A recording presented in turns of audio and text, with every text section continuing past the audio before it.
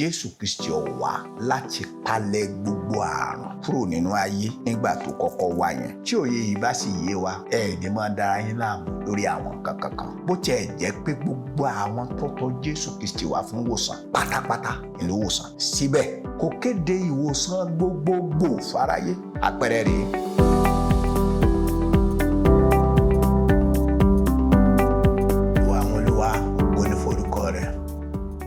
Rẹ̀ sí wa jẹ́ kára àánú gbà sí tiwa láṣẹ pé Jésù Kristi Olúwa wa. Àmín. Jẹ́ ká sí Bíbélì wa sí ìwé ìhìnrere Jòhánù orí 10 ní ẹsẹ̀ 25. Ìhìnrere Jòhánù orí 10 ẹsẹ̀ 25. Jésù dá wọn lóhùn wípé èmi ti wí fún yín, ẹ̀yin kò sì gbàgbọ́. Iṣẹ́ tí èmi ń ṣe ní orúkọ Bàbá mi, àwọn ní ń jẹ́rìí mi.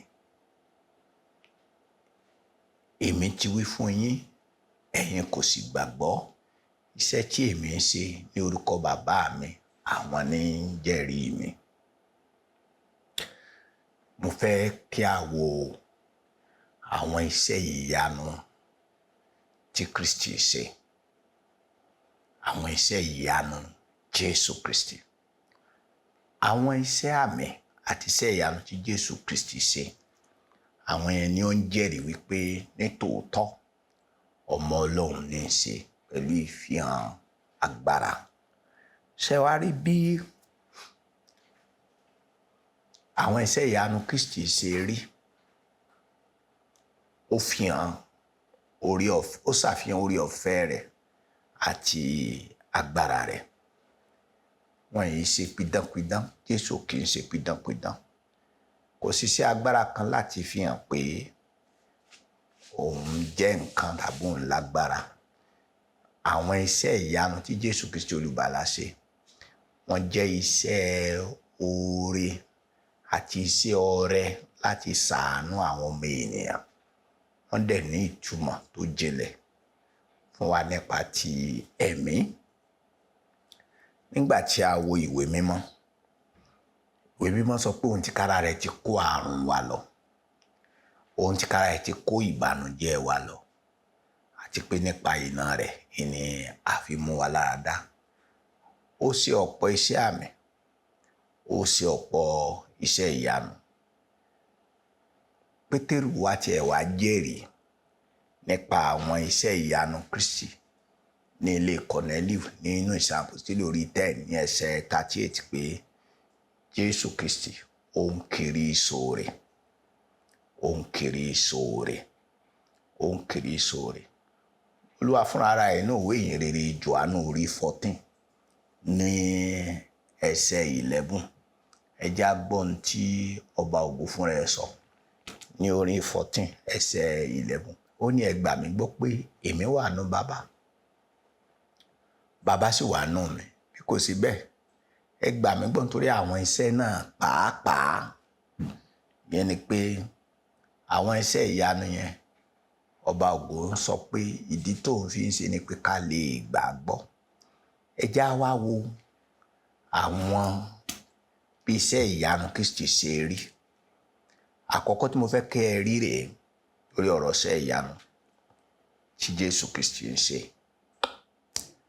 Ṣé ẹ rí Jésù Kristi ó wá láti wá kó àrùn, láti kó àìsàn, ìwà ipá, ìwà ìkà àti ikú kúrò láyé nígbà ó kọ́kọ́ wá. Jésù Kristi ó wá láti palẹ̀ gbogbo àrùn, gbogbo àìsàn, ìwà ipá, ìwà ìkà àti ikú kúrò nínú ayé nígbà tó kọ́kọ́ wá yẹn. Ẹ jẹ́ ọ̀rọ̀ òye yìí. Tí òye yìí bá sì yé wa, ẹ̀yin aládùúrà àtẹ̀yin ọmọ Ọlọ́run, ẹ ní máa dára yín láàmú lórí àwọn nǹkan kankan. Bó tiẹ̀ jẹ́ pé gbogbo àwọn tó tọ̀ Jésù Kristi wá fún ìwòsàn, gbogbo wọn pátápátá ìlú ìwòsàn. Síbẹ̀ kò kéde ìwòsàn gbogbogbò fáráyé. Kò sì kéde òmìnira fún gbogbo àwọn tó wà nóde. bẹ́ẹ̀ ni kò kéde àjíǹde fún gbogbo àwọn òkú. Àpẹẹrẹ rèé, nígbà tí ó wá síbi adágún omi Bẹ́sẹ́dà níbi tí àwọn ọ̀gọ̀ọ̀rọ̀ alárùn àti aláìsàn wà, ẹnìkan ṣoṣo ló mú lára dánú wọn, ẹnìkan ṣoṣo. Nígbà wá bí òkú Lásárù nìkan ló jí dìde, gbogbo àwọn òkú tó kù ó fi wọ́n lẹ́ẹ̀bẹ̀. Nígbà tí tó bá jẹ́ pé gbogbo èèyàn ní Jésù wá dáńdè kúrò nínú ìdè wọn ni, nígbà fi arákùnrin rẹ̀ Jòhánù onítẹ̀bọmi tó wà nínú ìgbèkùn ọ̀tá Hẹ́rọ́dù kò lọ yọ ọ́. Mo fẹ́ jẹ́ kó yé yín pé Jésù Kristi nígbà tó kọ́kọ́ wá tó fi kú lórí igi kò wá palẹ̀ àrùn mọ́ kúrò nínú ayé o, kò wá palẹ̀ àìsàn mọ́ kúrò nínú ayé o, kò wá palẹ̀ àwọn ẹni bí mọ́ kúrò nínú ayé o, kò wá palẹ̀ ikú gangan fún rẹ̀, kò wá palẹ̀ ẹ̀ mọ́ kúrò nínú ayé. Ìdí mẹ́ta ló fi ṣe bẹ́ẹ̀. Àkọ́kọ́ ni pé ìdáǹdè ara wa àti ìṣe a sì ń dúró dè. Róòmù orí 8 ẹsẹ̀ 23, ẹ jẹ́ kí n kà yẹn fún yín. Róòmù orí 8 ẹsẹ̀ 23, à ń dúró dè ní gbogbo wa, là ń dúró dè ìdáǹdè ara. Kì í sì í ṣe àwọn nìkan, ṣùgbọ́n àwa ti ká lára wa pẹ̀lú tí ó ní àkọ́so ẹ̀mí.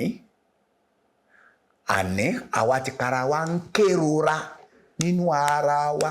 Tó bá Jésù bá palẹ̀ gbogbo àrùn mọ́ ni, kò yẹ kó níṣẹ́ Ọlọ́run máa ṣàìsàn, kò yẹ kó ní káwọn onígbàgbọ́ kí wọ́n máa ní làkú ègbé lára.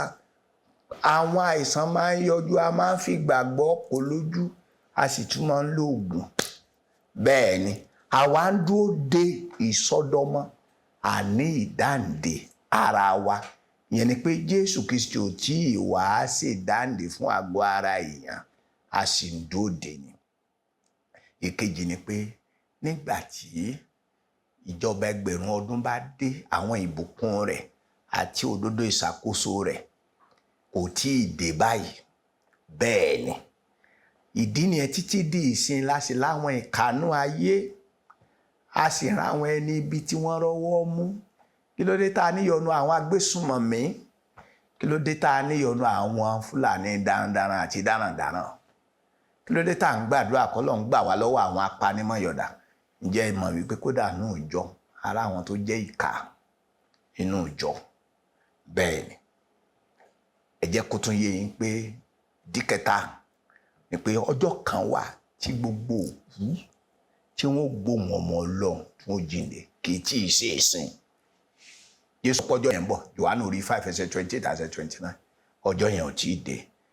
À ní àìsàn, à ní àwọn ìkà, à ní ikú láyìíká wa. Ọlọ́run gbà wọ́n láàyè, ṣùgbọ́n Ọlọ́run lálákòóso gbogbo wọn, torí pé ìbínú ènìyàn yóò yin Ọlọ́run. Bẹ́ẹ̀ ni ìbínú èèyàn yóò yin Ọlọ́run. Ìwé Sáàmù orí 76 ẹsẹ̀ 10 ló sọ bẹ́ẹ̀. Tí a bá ń sọ nípa bí ìyanu, àwọn ìyanu iṣẹ́ tí Jésù Kristi ṣe kó ṣe rí, ìkejì ni pé àwọn iṣẹ́ ìyanu Jésù Kristi kò fara kankan jọ pidánpidán, iṣẹ́ àwọn pidánpidán o. Kò sí kankan tí Jésù ṣe tí ò dájú, kò sí kankan nínú ìwòsàn tí Jésù ṣe tí ò ṣe gbẹ́kẹ̀lé.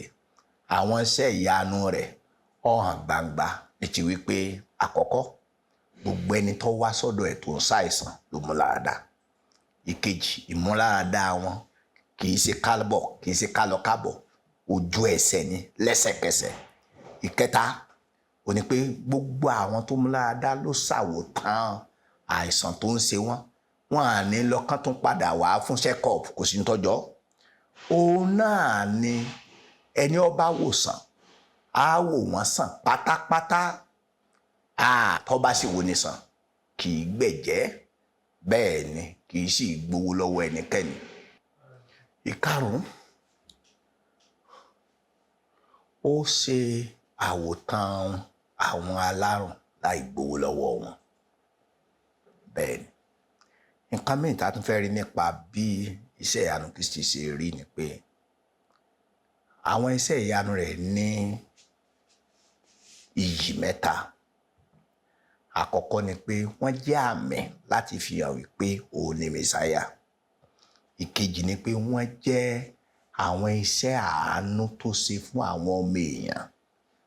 Ìkẹta ni pé wọ́n jẹ́ àwọn iṣẹ́ tó ṣe láti pòwe àwọn nǹkan tẹ̀mí àti iṣẹ́ tí ẹ̀mí tí ó ṣe nínú ayé àwa èèyàn. Àwọn iṣẹ́ ìyanu tó ṣe ní ojútáyé yẹn ó ń tọ́ka sí àwọn irúṣẹ́ ìyanu bẹ́ẹ̀ tí ó ṣe nínú ẹ̀mí àti èyí tí ó ṣe nígbà tí ọba wa ṣe àkóso ayé. Bí iṣẹ́ ìyanu Kristi ṣe rí, gbogbo àdúrà wa tá a máa ń gbà ó máa ń dáhùn àdúrà wa èyí tá a bá gbà ní ìbámu pẹ̀lú ìfẹ́ rẹ̀ ni o. A ṣe é nítorí ká lè di àdẹni ìbùkún ní pàtàkì jùlọ kí fún ògo tiẹ̀. Yẹn ni pé Jésù Kristi máa ń dáhùn àdúrà ní pàtàkì jùlọ nítorí ògo tiẹ̀ àti kí fún ire àti ìbùkún wa. Ẹ jẹ́ kó yé wa wípé òtítọ́ tí a ò lè ṣẹ́ ni pé àwọn èèyàn mímọ́ kan wà tí wọ́n máa ń ní ìfaradà àwọn ìrírí tí kò bára jọ ìyà. Tá a bá wá rò wípé n tó jẹ́ kí Sàmánì ọlọ́wọ́n tẹ́rín tàbí tó jẹ́ kí ọ̀rọ̀ sápá kan jà mọ́ lórí ọ̀rọ̀ ayé wọn ni pé wọn ò sínú ìfẹ́ Ọlọ́run, tàbí ká sọ pé torí pé wọn ò ní gbàgbọ́ tó ni. A jẹ́ pé àwa la lóye o, a sì ń ṣe wọ́n níkà ni. Ó gbọ́dọ̀ yé gbogbo wa pé Ọlọ́run máa ń ṣe n tó wù ú. Ó ní bí ó ṣe máa ń dáhùn àdúrà. A lè béèrè kó sọ pé ẹ gbà. A lè béèrè kó sọ pé kò sí. A lè béèrè kó ní ẹ dúró jẹ́. A lè béèrè kó jẹ́ pé ọ̀tọ̀ ni tá a béèrè, ọ̀tọ̀ ni tó fi fún wa. Kó yé gbogbo wa pé Ọlọ́run èyí sọmọ ọ̀dọ̀ wa tá a máa ránṣẹ́ nú àdúrà bó ṣe wù wá. A lè ní kí àdúrà, a lè fàdúrà bá ti Ọlọ́run lọ́pọ̀npọ̀n, kò ṣeé tì. Síbẹ̀, nípa ìgbàgbọ́ àti ìrẹ̀lẹ̀, àwọn nǹkan tí a bá fẹ́ gbà lọ́wọ́ Ọlọ́run tó bá dàbí ẹni pé kò fẹ́ yọ̀ǹda wọn, á rí gbà. Kí ni àwọn ẹ̀kọ́ tí a gbọ́dọ̀ kó lórí ọ̀rọ̀ yìí? Àwọn iṣẹ́ ìyanu tí Jésù olùgbàlà ṣe, ó ṣe wọ́n nítorí ògo Ọlọ́run ni o. Jésù ò ṣe ohunkóhun nítorí ògo ara rẹ̀, ó ṣe wọ́n fún ògo Ọlọ́run ni. Kò ṣiṣẹ́ ìyanu kankan fún àǹfààní ara ẹ̀, fún àǹfààní àwọn èèyàn ni. Kò ṣiṣẹ́ ìyanu kan láti gbẹ̀san lára àwọn ọ̀tá rẹ̀. Ó tiẹ̀ fẹ́ràn àwọn ọ̀tá rẹ̀, àdúrà ló ń gbà fún wọn. Kò ṣiṣẹ́ ìyanu kan láti fi hàn pa lágbára lóhun. Kò ṣiṣẹ́ ìyanu kankan láti mú kí ìfẹ́ inú èèyàn kan kó di mímúṣẹ. Ẹ̀yin àyànfẹ́, bí ọ̀rọ̀ ti rí yìí, àwọn iṣẹ́ ìyanu Jésù Kristi ọ̀rẹ́ wa ó tún wá ṣèlérí wípé òun ní iṣẹ́ tó ju táwa tó à ń rí yìí lọ ni òun ó ṣe tó tóbi ju ìyàn yìí lọ. Ìyẹn ni pé iṣẹ́ tó tóbi ni wípé Jésù Kristi nípasẹ̀ wa yóò jí àwọn òkú nínú ẹ̀mí dìde. Nípasẹ̀ wa àwọn tí wọ́n rọ nínú ìwà, tí wọ́n ya arọ nínú ìwà, yóò gbé wọn dìde tí wọ́n máa rìn ní ọ̀tún ìwà. Àwọn tí wọ́n dẹ́tẹ̀ nínú ẹ̀ṣẹ̀, ọba ògo nípasẹ̀ wa fẹ́ sọ wọ́n di ẹ̀mí mímọ́ nípasẹ̀ wa, tí wọ́n sì máa gbé ohun ńlá ṣe ní iwájú rẹ̀. Bẹ́ẹ̀ ni a sì rọ̀ wá bí ọmọ Ọlọ́run, ẹ jẹ́ á máa ṣiṣẹ́ rere, ẹ jẹ́ á máa ṣiṣẹ́ mímọ́, ẹ jẹ́ á máa ṣàwọn iṣẹ́ ìgbàgbọ́, ẹ jẹ́ kí á dù láti ṣe ohun gbogbo gẹ́gẹ́ bí ìfẹ́ rẹ̀. Ẹ jẹ́ kí á máa ro àwọn iṣẹ́ ìyanu tí ọba ògo ń ṣe, ká rìn ní ọgbọ́n rẹ̀, ká rìn ní ìwà rẹ̀. Ẹ jẹ́ ká rìn nínú agbára rẹ̀, ká sì ṣe iṣẹ́ ńlá. Ẹ jẹ́ ká kú kìkì orúkọ Jésù Kristi, ká wàásù orúkọ rẹ̀, kí iṣẹ́ ìyanu lè tọwọ́ wa ṣe. Ọba ògo bá pẹ́ kó gba ìyìn wa, fi ìbùkún sí ọ̀rọ̀ rẹ̀, ká yọ̀ ká dúpẹ́. Jésù Kristi Olúwa wa. Àmín.